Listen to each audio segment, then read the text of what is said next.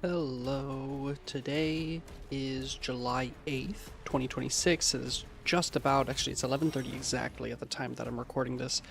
And today I wanted to talk a bit specifically about the Doom franchise, the modern Doom franchise, and id Software. Recently, big news has been that Microsoft and Xbox rather have laid off 1,600 employees, with another 1,600 to happen over the course of the next year. It impacted several large developers, and id Software is one of them. Now, there's obviously a lot of bad things with people losing their jobs, and to be frank, I think a lot of people have talked about it. I wanted to go a bit in depth because I personally, while I'm certainly not a developer and I'm sure there are more educated people than me, I do have a lot of thoughts on the impact specifically of all of the bad things that come with layoffs like this. I wanted to talk about the loss of developer experience. And what I'm going to use to talk about that is specifically Doom Eternal and Doom the Dark Ages. Doom 2016 fits in here too, but I just want to dive right in because I don't want this to be too long of a video. So I'm recently playing through Doom the Dark Ages on Eternal, or on Nightmare, excuse me, on a Nightmare once again. I played this game back when it came out last year on Game Pass, but with the news, I grabbed it on Steam. I have a friend who is friends with some of the people laid off on the id team. And after speaking with him, the people that he knows, his personal friends there, all still want the best for Doom the Dark Ages, and they all encourage to play it and to get the new DLC that came out just a couple of days ago, ironically right before the team that made it got basically removed entirely. So I have purchased Doom the Dark Ages for 20 bucks or so on the Steam sale tonight, and I will be grabbing the DLC likely as I finish this playthrough. Doom the Dark Ages is not my favorite Doom. Doom Eternal is my favorite Doom, and I want to talk a little bit as to why. I think they're both great games, to clarify, but there is a certain elegance to the design of both games and an evolution between games that I think is notable, and it's something that I think id Software did just expertly. I really do feel that there's so much to love in both games, but notably, I don't think any developer who did not make Doom Eternal, I don't think could make Doom the Dark Ages. So, to talk about Doom Eternal, and bear with me because Doom the Dark Ages is what's playing right now, if you were to talk about the things that made Eternal stand out compared to Dark Ages, or even the original Doom, the Doom 2016, or other modern shooter games, I think the thing that people would talk about first is the mobility and verticality. As an arena shooter, most of the Doom games have a lot of fast-moving character. There's no reload. It's a lot of movement. You snap to enemies with glory kills and other melee attacks. And Doom Eternal specifically had a lot of ledges, a lot of ways to get to higher ground and to drop to higher ground, as well as 2 aerial dashes. That game's movement was a lot of jumping and a lot of climbing. As you zipped around the map in the fray, right? As you tried to get one up and constantly change your position, because enemies tracked you extremely quickly and extremely heavily in that game. Specifically on the Nightmare difficulty, which is, I think, the way that game is meant to be played. It plays so well, so well on Nightmare. And you needed its verticality in order to, its mobility and large maps to accommodate its mobility to really keep up with the legions of enemies and how fast they moved and how aggressive they were. But that's actually not the main thing that I wanted to talk about with Doom Eternal, though I do think it is a clear element of the game's core design that we'll get back to in a bit. I actually wanted to discuss quick swapping. If you watched my, not that anyone did, but my previous game log was a Dusk game log, which I actually had a lot of comparisons to Doom while I was playing that game. specifically the modern Doom trilogy. And something that I mentioned in that video is that quick swapping in any kind of shooter is a very fun thing for me. I always find it particularly satisfying to switch weapons quickly, and, you know, be able to utilize the different properties in the thick of it while you're in the middle of a fight. Not planning ahead of time which gun you're going to use, but rather swapping to whatever gun makes the most sense in the situation you're in. Doom Eternal kind of forced this quick swap on you. It kind of brute forced it. And I think it was a beautiful, beautiful design choice. It's still to this day my favorite thing about Doom Eternal, is that it mandated. The game recognized that, oh, it's fun to quick swap, and so we actually are going to incentivize you so heavily that it's an active detriment if you don't. Whether it's because they had enemy weaknesses, whether it's the grenades on the spiders or the Kako demons, right? Whether it's sniping off key points, whether it's the plasma gun on shields, and there's a little bit of that in Dark Ages as well. But Doom Eternal really, really pressed that idea that you want to run around, move a ton, climb up and down, constantly zip around the battlefield with your 2 dashes, and you wanted to constantly be switching guns, because the mechanics of switching guns, as you got used to it, were extremely satisfying. And I think you see that, actually. I think Doom Eternal, amongst hardcore, you know, first-person shooter fans, Doom Eternal holds up in extremely high regard. I don't think that there's a, you know, the deeper you go with the mechanics of first-person shooters, I think that the more kind of refined the palette, I think the stronger that game seems. And similarly, that game also had several modifiers. You had things like your flamethrower that you could use to, I believe it was drop shields, but it might have been health. I think it was shields, though. You had your chainsaw that you could use to gain ammo. You had your sword. You had your melee attack as a, you know, in a pinch one-shot kill on anything, allowing the game to give you extremely high HP enemies more densely, and you get to, because you have a tool to kind of drop any of them at a head. You had your grenades, both a fire grenade and an ice grenade, each with their own different properties that, you know, you wanted to do with different things. You wanted to do different things with. And Doom Eternal, with all of this, created the dance. And lots of games, I think, have a dance, but Doom Eternal's, I think, was quite special.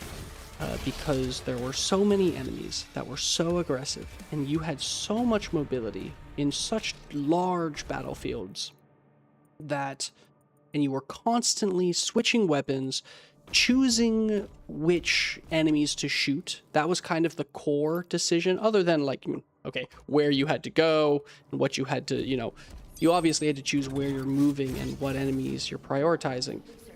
What enemies you prioritized was a core decision-making in Doom Eternal. Maybe the most important one was prioritizing which enemies you wanted to take out first, because that would indicate which guns you wanted to pull out first, which would indicate, oh, did you want to do your ice grenade on a specific enemy so you could freeze them for a bit, or are you just low on a certain resource, and so you pull out the chainsaw as a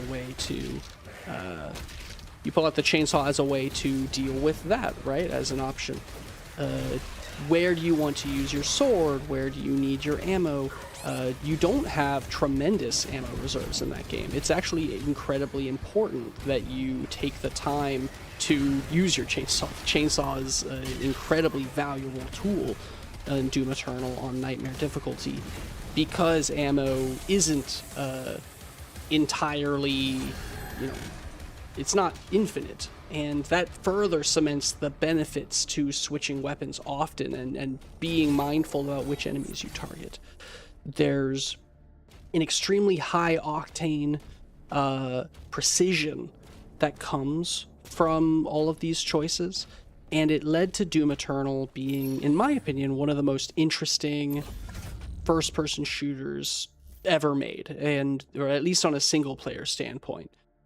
And the dance that you did in every fight and how technical these dances could be was the core reason for that in my eyes. And that's why to this day, Doom Eternal is probably my favorite first-person shooter campaign.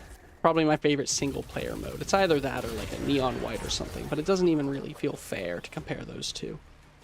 That said, I said a lot of positive things about Doom Eternal right now, and I stand by all of them, but I actually do want to mention that you can reduce that pretty hard, and I think a lot of people did. A lot of people did not have that experience. You can reduce everything I just said into a couple of things. Let's reframe Doom Eternal and say you always have to run in circles or across the map in a giant 2-dash swath across the map, and you never get to pick what weapon you use. You always have to pick whichever one is dictated by the enemies in front of you, and the game frankly loses its pacing because unless you're completely on top of which guns you need to equip and what's going on, you can get overwhelmed extremely quickly, and it can go from either you're on it and you're switching weapons constantly and you're finding that you're dancing the dance, or you're tripping over your own feet and quite frankly you don't get any sense of control. A lot of the positives that come from mechanical mastery, the things that I said made quick swapping fun, a lot of those disappear if you struggle to do it. Having a literacy for this kind of thing, having a muscle memory for this kind of thing matters a lot in a game like Doom Eternal. And so Doom Eternal, despite being such a technical and mechanical feast, in my opinion, actually I think you saw many people who preferred 2016, and you saw many people who saw Doom Eternal as a weaker iteration of the game, despite being, I think, pretty objectively a denser experience. It left people feeling a bit wanting.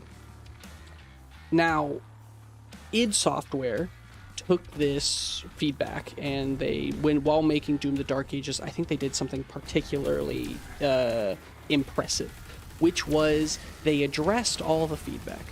And that sounds very simple, but what isn't simple about it, I think, is the nature of how they did so. Doom the Dark Ages is very much a Doom game. You cannot step away from it. You cannot, they did not remove the parts of Doom Eternal that made it Doom Eternal, rather.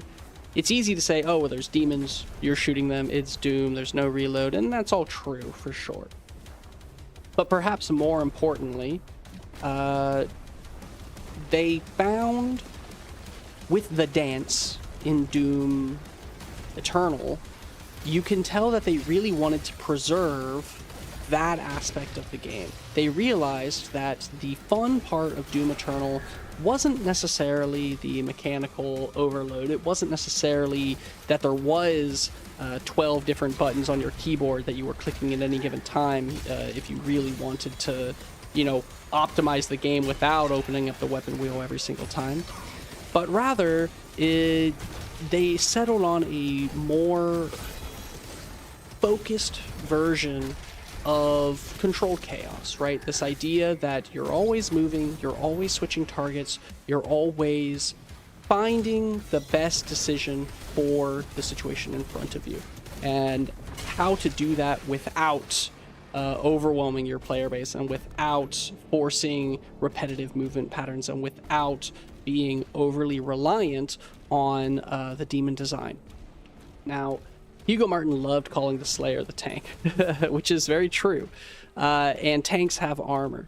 The primary thing that Doom the Dark Ages does is it replaces a lot of the, or I should say it consolidates a lot of the decision making into one weapon rather than the quick swap mechanic. And it's the shield. There are several weapons in Doom the Dark Ages, and there is some utility, like the plasma rifle has a lot of utility, but it's really not necessary in the Dark Ages the same way it is in Doom Eternal to swap weapons. You do not need to pay. Enemy weaknesses are not nearly as prevalent, and each weapon's utility is generally a bit smaller. But what has a lot of utility is the shield. Rather than worrying about, oh, there's a separate demon in front of me, I need to switch to this gun and do this kind of shot to capitalize on the situation, it changes it to your shield is kind of a one-size-fits-all for most situations. The shield is useful for parrying, the shield is useful for blocking, the shield is useful for breaking stone imps, the shield is useful for stunning enemies, the shield is useful for both, I say parries, but it's both melee and ranged parries. Oh, wow, what a silly fall that was.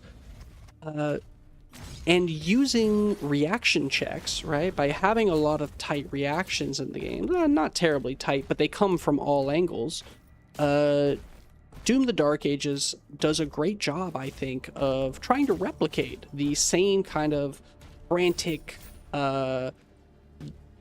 mid-fight planning chaos that Doom Eternal did, where instead of having to worry about more options on your keyboard or controller, and instead of having to be picky about which guns you use, it's more emphasizing the target selection. Similarly to Doom Eternal, where a lot of it was you picked which target you wanted to do and you would switch to the appropriate gun. Now it's you pick which target you'd like to do, and you use whichever shield function you're interested in using. A big way this works is because you can't run away in Doom the Dark Ages. In Doom Eternal, you ran away from enemies a lot in that game. And it was because you had to, and it was fun to run away, to be clear, at least in my opinion. It was very fun to run away in Doom Eternal. There was a lot of dashing, a lot of jumping, a lot of climbing, a lot of navigating these large arenas. In Doom the Dark Ages, if you want to dash, you have to dash towards something. And it does mean that there are fodder enemies around the map that can be used as getaway points, but in reality, you always have to dash towards something. Maybe it's a lesser of two evils, but the fact remains that you are dashing towards an evil. And this, I think, goes a long way to making the emphasis on the shield feel pretty extravagant and satisfying still, because you'd think that by consolidating so many mechanics into one, that you're simplifying it. And I mean, you are simplifying it, but you might think that it feels much weaker. But I think that Doom the Dark Ages does a great job mitigating this by the way that it forces interaction. You don't get to take your time in Doom the Dark Ages. There's a lot of enemies, and there's not a tremendous amount of high ground cover for you to get to. It's a lot of dashing around over large horizontal battlefields that feels really good, I think. And while I don't like it as much as Doom Eternal overall, I have to respect the way that the developers were able to design in such a way that tries to retain the things that they liked about Doom Eternal without compromising too heavily, right? Like they wanted to keep the things they loved and design in that space while still making sure that the game didn't feel overwhelming for new players. And I think that's something that only experience can do. When we talk about layoffs like this, and again, there's a million reasons layoffs are bad, there's a million reasons that corporate greed is bad, but I want to stress that for the games industry, Doom 4 might come out despite these layoffs, but the people that make Doom 4 aren't the people that made Doom the Dark Ages, and they aren't the people that made Doom Eternal, and so the next Doom game I don't think will be an evolution of the designs of the previous like we see now, and evolving these experiences for better and for worse in terms of preference. Again, I think Doom the Dark Ages is a bit weaker than Doom Eternal, but it's important for the medium and the industry that you allow these designers and developers to push themselves and to iterate on the things that they create, just like Doom did in 2016, just like the Eternal did in 2020, and just like the Dark Ages did in 2025. Anyway, a bit long-winded. I hope that if you listened, great. If not, that's fine. I'll catch y'all later.